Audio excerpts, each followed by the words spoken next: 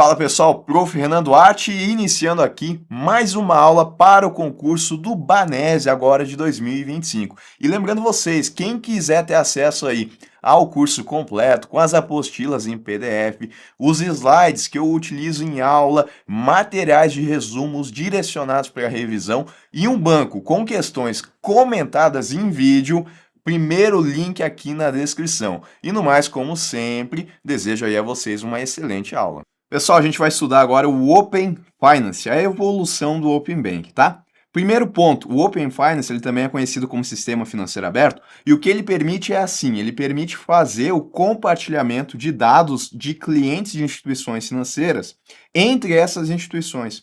Então, se eu tenho os meus dados bancários em uma instituição, né, produtos financeiros que eu tenho contratados lá, pode ser cartão de crédito, pode ser financiamento imobiliário, pode ser seguro, pode ser previdência, eu consigo levar essas informações até uma outra instituição financeira por meio desse sistema financeiro aberto, tá? Então, ele facilita essa troca aqui de informações. E além disso, o Open Finance também ele permite a movimentação das contas bancárias a partir de diferentes plataformas, e não apenas pelo aplicativo ou site do banco. Isso de forma segura, ágil e conveniente, tá? Então, com a permissão de cada correntista, né, pessoa que tem conta em uma instituição, essas instituições se conectam diretamente às plataformas de outras instituições participantes e acessam exatamente os dados autorizados pelos clientes. Todo esse processo é feito em um ambiente seguro e a permissão, essa permissão que o correntista dá para que aconteça o compartilhamento das informações, ela pode ser cancelada pela pessoa sempre que ela quiser, tá? Então eu posso, né, levar meus dados, eu estou aqui na instituição financeira A e tem aqui a instituição financeira B, né? E aqui estou eu. E os meus dados aqui, o que eu tenho contratado lá, eu posso posso autorizar, dar um OK aqui para que esses dados eles passem por essa plataforma aqui que interconecta essas duas instituições financeiras. E a partir disso, a instituição financeira B, ela passa a ter acesso a esses dados. Ela vai saber qual que é o meu limite de cartão de crédito, se assim eu permitir. Vai saber qual que é o meu saldo devedor no financiamento imobiliário, qual que é a taxa de juros que eu tenho contratada, né? E seguros que eu também tenho contratados. E essa troca de informações, por que ela é importante, né? Porque dessa forma, a instituição financeira B, ela pode daqui a pouco oferecer um produto para mim que é melhor do que o da instituição financeira A, né? Então, pensa o seguinte, eu estou aqui na instituição financeira A, mas eu quero, né, ver se no mercado existem condições melhores do que as que estão sendo me ofertadas aqui na instituição financeira B. Então, né, eu vou lá na instituição financeira B para ver quais são as taxas praticadas. E aí, qual que era o problema que se tinha antigamente? Como eu só tinha relacionamento com essa instituição financeira A instituição financeira B ela não tinha como saber se eu era um bom pagador, se eu tinha um histórico de crédito regular. Ela até pode ver se eu não tenho restrição no meu nome, mas isso é uma análise pobre, né? Essa outra instituição, aonde eu tenho cadastro, ela vai conseguir ver toda a minha vida financeira, porque eu sempre mantive as minhas informações aqui. Nesse exemplo, é claro, tá? Então ela vai ver desde o primeiro momento que eu abri a conta, ela vai ver que do período que eu abri a conta até aquele período ali, 10, 15 anos, eu nunca tive nenhum tipo de dívida, sempre paguei os meus boletos em dia, né? Nunca fiquei inadimplente, utilizei o meu cartão de crédito de forma correta e com isso ela consegue me dar maiores limites de crédito, consegue trazer talvez taxas de juros que são mais atrativas por conta desse perfil de risco que eu tenho. Se eu fosse na instituição financeira B, ela não ia conseguir ter essas informações, mas isso muda a partir da introdução do Open Finance, porque agora a instituição financeira B, ela consegue solicitar esses dados à instituição financeira A, mediante a minha autorização, e ela passa a entender como é que é meu histórico. E daí talvez, né, vendo o que a instituição financeira A está me oferecendo, dado o meu perfil de risco, pode ser que ela venha aqui e me ofereça uma taxa de juros que seja mais atrativa, um limite de cartão de crédito que seja mais alto, tá? Então por isso que é importante. E a gente consegue ver claramente que o Open Finance, ele vem aqui trazer uma maior concorrência no setor financeiro, né? Porque quanto mais informações, mais as instituições vão poder ofertar produtos que sejam de acordo com o perfil de cada cliente, tá? Mas eu falei aqui no início que o Open Finance, ele é a evolução do Open Bank, porque quando começou essa comunicação entre as instituições, isso começou aqui no Open Bank. Só que o Open Bank, ele tinha a característica de ser restrito a produtos bancários. Só que daí ele foi implementado em 4 fases, né? E a quarta fase era justamente a possibilidade de trazer, além das informações de produtos bancários, produtos também de outros segmentos, a exemplo de seguros e previdências. Tá? É possível, então, ter esse leque mais amplo. Daí ele sai de Open Bank, né, produtos bancários, para Open Finance, de produtos e serviços financeiros que são maiores, né, são mais amplos do que apenas os bancários. Tá? Então tá aqui o que eu estou falando para vocês. O Open Finance é a ampliação do Open Bank. O projeto ele mudou de nome para mostrar a sua maior abrangência, que não inclui apenas somente informações sobre produtos e serviços financeiros mais tradicionais, né, como contas e operações de crédito, mas também dados de produtos e serviços relacionados a investimentos e futuramente referentes a câmbio, credenciamento, seguros e previdência. Com o Open Finance, as inovações ainda outras inovações, né, serão possíveis no futuro próximo. O Banco Central e a SUSEP, que cuida ali do mercado de seguros e previdência, estão trabalhando para permitir a interoperabilidade entre os ecossistemas de Open Finance e Open Source, que é um sistema, né, um ecossistema lá da parte de seguros privados, tá? De sistema de seguros abertos, ele tem mais ou menos a mesma ideia aqui do Open Finance. Com isso, as pessoas também poderão portar seus dados que estão em instituições autorizadas pelo Banco Central para corretoras e sociedades seguradoras supervisionadas pela SUSEP, ampliando ainda mais os benefícios. Tá? Então, são esses ecossistemas aqui que permitem e que vão permitir, né, essa troca de dados, não só no mercado tradicional bancário, mas também expandindo isso para investimentos, seguros e previdência. Bom, vamos ver algumas características aqui do Open Finance, tá? Primeiro ponto, acesso a dados abertos de produtos e serviços financeiros. Isso aqui é uma das primeiras fases ali do Open Finance, tá? Ele começou, então, com as informações padronizadas sobre canais de atendimento e produtos financeiros tradicionais. Inclui dados de câmbio, seguros, previdência, investimento e credenciamento. Dados publicados em formato aberto para desenvolvedores criarem soluções como comparadores de tarifas bancárias e tipos de conta. Somente informações de produtos são disponibilizadas sem dados do cliente. Foi assim que começou, tá? Começou trazendo apenas informações dos produtos. Ainda não existia esse compartilhamento de dados. Isso daqui ainda é na época do Open Bank, tá? Então trazia, por exemplo, qual que era a taxa de uma operação que a instituição financeira disponibilizava.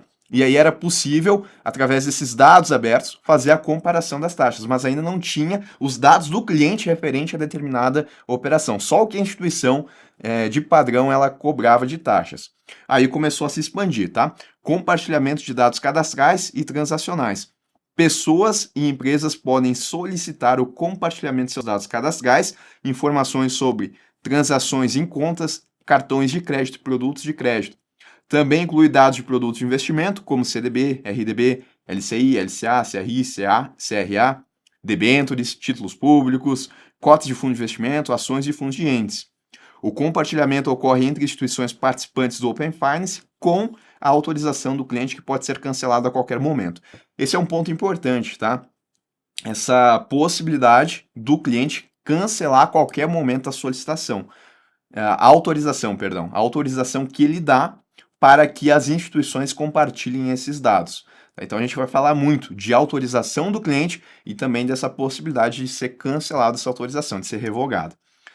Iniciação de transação de pagamento, tá? Permitem realizar pagamentos no ambiente do Open Finance, começando com o Pix e outras modalidades de pagamento, como débito em conta, que vão ser adicionados aí com a evolução do ecossistema. Então, facilita pagamentos convenientes e seguros em lojas virtuais e outros canais. É aquela situação, né, que a pessoa está acessando daqui a pouco um site de uma loja e, através dali, ela já consegue fazer o pagamento sem ter que ir no aplicativo dela, acessar os dados de Pix, ou para colocar o Pix para fazer o pagamento, ou acessar os dados do seu cartão para colocar no site. Quando existe a iniciação de transação de pagamento, isso tudo acontece lá no site, tá? Acontece essa integração aqui entre a plataforma financeira do cliente e o site que está vendendo algum produto. Isso aqui é algo que ainda vai evoluir ao longo do tempo, mas que o sistema do Open Finance ele já permite. Aí a pessoa, quando ela vai comprar alguma coisa, ela não vai precisar pegar o telefone dela para procurar os dados ali para fazer o pagamento.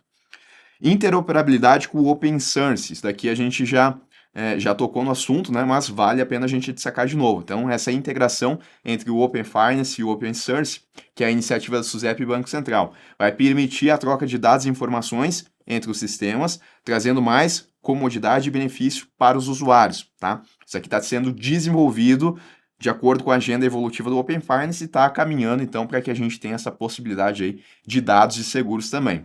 Encaminhamento de propostas de operação de crédito, tá? Desenvolvimento de soluções para recepção de propostas de operações de crédito. Permite acesso fácil e rápido a serviços financeiros, facilitando a comparação de diferentes ofertas e a escolha de opções mais vantajosas para quem procura crédito, tá?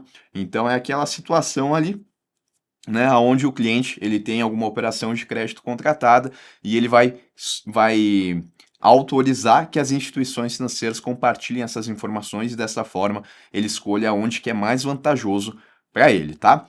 E aí o Banco Central, ele vem aqui e lista para nós quais são os objetivos e quais são os princípios que regem aqui o Open Finance, tá? Quais são os objetivos? Incentivar a inovação, promover a concorrência, que é aquilo que eu falei para vocês, que traz mais concorrência no mercado financeiro, aumentar a eficiência do sistema financeiro nacional e também do sistema de pagamentos brasileiro, que envolve todos os sistemas que são responsáveis aí por fazer, né, a troca de valores entre pessoas, e também promover a cidadania financeira, ou seja, para que mais pessoas consigam utilizar aí o sistema financeiro. Afinal, a maior concorrência tende a trazer as taxas de juros para mais baixo e isso possibilita um acesso ao mercado financeiro de demais pessoas, tá?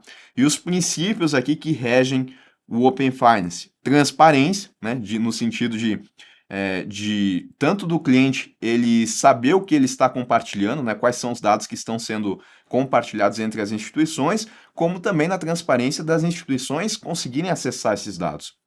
Segurança e privacidade de dados e de informações sobre serviços compartilhados, ou seja, se o cliente aqui ele autorizou esse compartilhamento de informações entre a IFA e a IFB, essa informação que está sendo compartilhada ela vai ficar só aqui, porque ele só autorizou isso, não vai vazar isso daqui para outros lugares. Além disso, tá a qualidade desses dados, então não basta fazer a troca de informações se elas estiverem corretas, tem que estarem corretas. Tratamento não discriminatório, reciprocidade no sentido aqui de que uma instituição financeira ela recebe os dados, mas quando for o contrário, ela também vai ter que fornecer os dados. Interoperabilidade entre os sistemas, entre os participantes e com outras iniciativas Open Finance, tá? Que é entre os sistemas ali, o Open Source e o Open Finance e outros também que venham a ser desenvolvidos, tá bom? Bom, vamos lá falar aqui da plataforma então. Somente as instituições financeiras e demais instituições autorizadas a funcionar pelo Banco Central podem participar do ecossistema do Open Finance. Entre esse universo de instituições, no entanto, a regulamentação ela prevê participantes que obrigatoriamente devem participar do Open Finance e voluntários, que a depender do porte da instituição e do dado ou serviço que está sendo compartilhado, tá? Então, vamos lá. Para estar ali dentro do Open Finance, para poder participar dessa troca de informações, tem que ser instituições que estão autorizadas a funcionar pelo Banco Central. Dessas, algumas têm que participar obrigatoriamente e outras voluntariamente vão participar. E de acordo com o quê? De acordo com o porte da instituição e também do serviço que está sendo compartilhado. Então, instituições que são grandes, instituições financeiras grandes, elas obrigatoriamente elas têm que estar no Open Finance, tá? E aqui é o que o Banco Central fala para nós. Os maiores bancos, eles são participantes obrigatórios do Open Finance para compartilhamento de dados. Em relação à segurança dentro aqui da plataforma, tá? O cliente, ele tem controle total dos seus dados, ou seja, é ele que vai autorizar e é ele que pode cancelar essa autorização. Todo o processo ocorre num ambiente com diversas camadas de segurança, com a autenticação do consumidor e das instituições participantes. A gente já vai ver como é que funciona aqui esse fluxo, tá? e somente instituições autorizadas participam, que é o que a gente já falou aqui, autorizadas pelo Banco Central. Regras de segurança cibernética precisam ser cumpridas, tá? No sentido de manter aí a privacidade desses dados. Há regras também para a responsabilização das instituições e de seus dirigentes, caso aconteça alguma coisa que esteja fora da legislação. E o Banco Central, BC, né, ele vai supervisionar todo o processo. Esse compartilhamento aqui de informações, tá, entre as instituições, isso daqui ocorre por meio de sistemas que usam as APIs, tá? Que são Application Programming Interfaces, tá? As APIs, que são conjuntos de regras e protocolos que permitem a comunicação e a troca de informações entre diferentes sistemas de software. O que a gente precisa saber aqui? A gente precisa saber que esse compartilhamento acontece através das APIs, que são esses conjuntos de regras que permitem essa troca de informações. Aí, além disso, seria muito técnico, tá? E daí, nesse contexto aqui de fazer a troca das informações, eu tenho duas partes, né? Eu tenho dois agentes aqui. Eu tenho a instituição receptora e a instituição transmissora. A receptora vai ser aquela que vai iniciar o fluxo, tá? Nesse ponto, o usuário ele é estimulado a compartilhar seus dados com alguma finalidade. Por exemplo, uma análise de crédito, abertura de conta, contratação de empréstimo ou outros. Então, voltando aqui para o nosso exemplo, tá? A instituição financeira B aqui, no nosso exemplo, ela é a receptora. Por que ela é receptora? Porque os dados da instituição financeira A, eles vão fluir aqui para a instituição financeira B. Isso daqui por meio do quê? APIs, né? Que vão permitir essa troca de informações. Ela é receptora e é ela quem vai começar o fluxo. Parece, né, que da forma que eu estou colocando aqui, que isso aqui vai acontecer presencialmente, né? Mas não, isso daqui vai acontecer pelo telefone, tá? O que vai acontecer aqui? A pessoa, por exemplo, né, ela vai estar lá acessando o aplicativo da instituição financeira B, ela não tem conta, ela só está acessando e daqui a pouco lá no aplicativo, estou dando um exemplo, né? Pode ser diferente, pode acontecer presencialmente, mas na maioria das vezes vai acontecer dessa forma que eu estou falando aqui. A pessoa acessando lá o aplicativo da instituição financeira B vai lá ver que existe a possibilidade de fazer a simulação de um crédito imobiliário.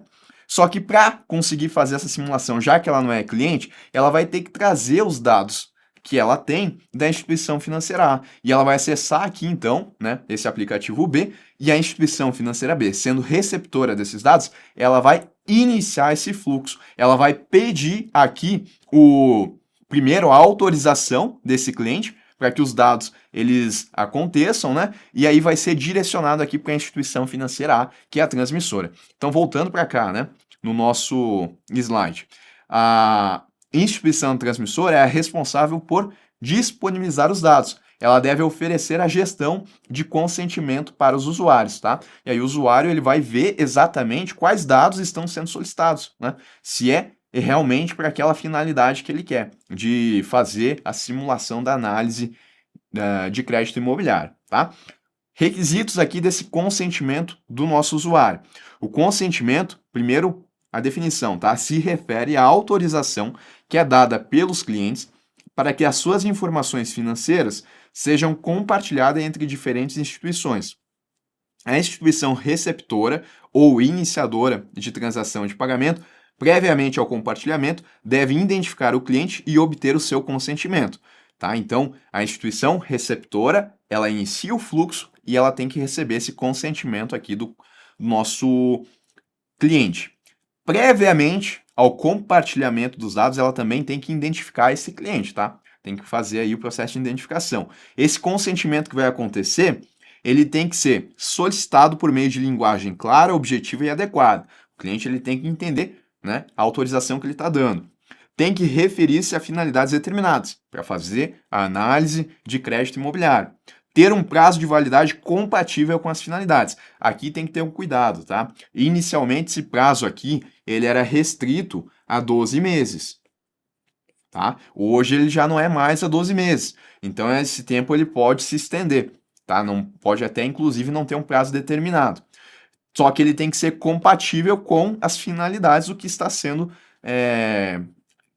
compartilhado ali, né, aliás, tem que ser compatível com a finalidade daqueles dados que estão sendo compartilhados. Se é para fazer análise de crédito, faz sentido ter um prazo de validade indeterminado? Será que faz? Não faz, né? Porque ele vai fazer, provavelmente, ou ele vai fazer a portabilidade ou ele não vai. Então, talvez não seja necessário se estender por muito tempo.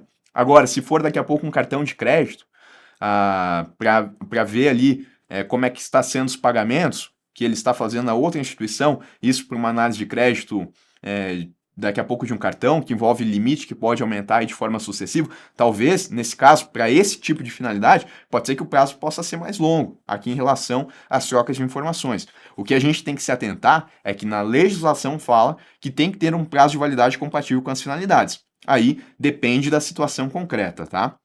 Disseminar a instituição transmissora de dados ou detentora de conta, conforme o caso, né, discriminar, dizer qual que é essa instituição, e discriminar os dados ou serviços que serão objeto de compartilhamento. Caso as finalidades ou dados ou serviços que serão objeto de compartilhamento, eles venham a ser alterados, haverá necessidade de um novo consentimento do cliente, até porque mudou a finalidade, e a gente sabe que o consentimento ele tem que se referir a finalidades determinadas. Bom, o que é proibido aqui, tá? É vedado obter o consentimento do cliente por meio de um contrato de adesão. O que é um contrato de adesão? A instituição financeira vai lá, faz todo um contrato aqui, né? Esse contrato aqui pode ser, por exemplo, para contratação de um cartão de crédito.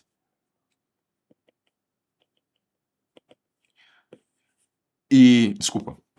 Aqui no cartão de crédito, nesse contrato onde o cliente contratou o cartão de crédito, tem uma cláusula. E essa cláusula aqui permite não, né? Essa cláusula diz que o cliente está autorizando o consentimento para obter dados de outras operações que não tem relação aqui com o cartão de crédito. Esse é um contrato de adesão porque quem redigiu ele unicamente foi a instituição financeira. O cliente ele não discutiu aqui as cláusulas, né? Ele só recebeu o contrato e ele assina ou não. Ele está assinando para contratar o cartão de crédito. Talvez ele nem leia o que tem aqui.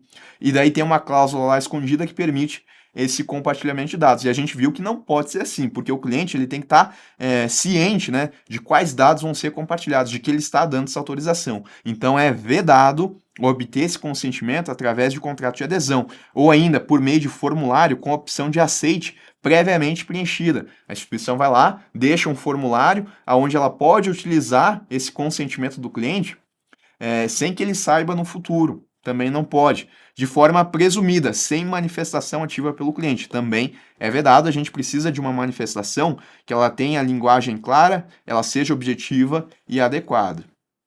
As instituições participantes somente poderão compartilhar dados e serviços de clientes que tenham solicitado o compartilhamento após as seguintes etapas, tá? Então, compartilhamento, agora a gente já está falando do compartilhamento, não mais do consentimento. Primeiro, tem que acontecer o consentimento, depois tem que ter a autenticação e aí tem que ter a confirmação desses dados que vão ser compartilhados. A partir disso, do consentimento, autenticação e confirmação, dessas etapas aqui, aí sim pode acontecer esse compartilhamento que a gente está vendo aqui, tá? Mas tem que seguir essas 3 etapas. Ponto. O compartilhamento de dados, ele é gratuito para os clientes e ele pode ser cancelado a qualquer momento. A gente viu, né? Nesse sentido, são esses os prazos para que a solicitação seja efetivada pelas instituições. Cliente solicitou o cancelamento da autorização que ele tinha dado para fazer o compartilhamento de dados. Solicitou o cancelamento dos dados que estão sendo compartilhados. Qual que é o prazo para que essa solicitação seja atendida? No caso de iniciação de transação de pagamento, em até 1 dia contado a partir do período de cancelamento. Renan, o que é a iniciação de transação de pagamento? É aquele exemplo que eu falei para vocês, aonde tem um site, e o site comercial de uma loja, e ele vai iniciar o pagamento ali sem que o cliente precise acessar aqui os dados da conta bancária dele. Existe ali um serviço de iniciação de transação de pagamento. Nesse caso, se acontecer o cancelamento da autorização precisados, porque eu preciso dos dados, né? Eu preciso dos dados que o cliente tem na conta dele, né, na instituição financeira dele, para que ele consiga fazer o pagamento direto lá no site, sem que ele acesse o celular. Então está acontecendo o compartilhamento de dados aqui. Uma vez que ele solicitou esse cancelamento, ele tem que ser efetivado em até 1 dia contado aqui a partir do pedido de cancelamento. Em outros casos, que não esse de iniciação de transação de pagamento, tem que ser imediatamente, tanto na instituição de origem dos dados, que é a transmissora, quanto na de destino, que é a receptora, tá? E aqui eu trago para vocês o fluxo, né, que a gente já tem uma boa ideia aqui de como é que funciona. Então, primeiro eu começo aqui com a instituição receptora, que ela vai solicitar o consentimento do cliente para o compartilhamento de dados, tá? Então, lembre, né? O cliente está acessando lá o aplicativo da instituição financeira B, no nosso exemplo, tá? Acessando aqui na instituição financeira B, e a instituição receptora, que é a instituição financeira B, ela solicita esse consentimento do cliente. Aí vai acontecer aqui um redirecionamento. O cliente ele é notificado que será redirecionado para o ambiente da instituição transmissora. Ele vai acessar agora o aplicativo da instituição onde ele tem conta, que no nosso exemplo é a instituição financeira A, tá? De forma a garantir o conforto e a visibilidade das próximas etapas. Isso daí quem monta é o Banco Central, tá? A terceira fase é a autenticação, tá? Então a autenticação do cliente é realizada de acordo com os padrões dos canais digitais da instituição transmissora. Biometria, daqui a pouco visual, facial, né? Reconhecimento facial, mediante senha, vai acontecer algum tipo de autenticação para que ele acesse o aplicativo ali, que ele acesse os dados da conta dele na instituição financeira A. Após isso, ele vai confirmar. Ele confirma o compartilhamento de dados que está sendo solicitado aqui, né, pela instituição financeira A, e ele vê, né, se está de acordo, se é só para aquela finalidade de fazer análise de crédito imobiliário. Se estiver, ele confirma. Aí ele vai ser redirecionado, mais uma vez, de volta agora para o aplicativo da instituição financeira B, tá? Para concluir o compartilhamento. E aí acontece a efetivação, tá? A instituição receptora informa o cliente a efetivação do compartilhamento de dados. Então, começa com a instituição financeira receptora, eu preciso do consentimento, eu preciso da autenticação e eu preciso da confirmação. Acontecendo tudo isso, eu tenho o compartilhamento de dados entre as instituições para aquelas finalidades que foram determinadas.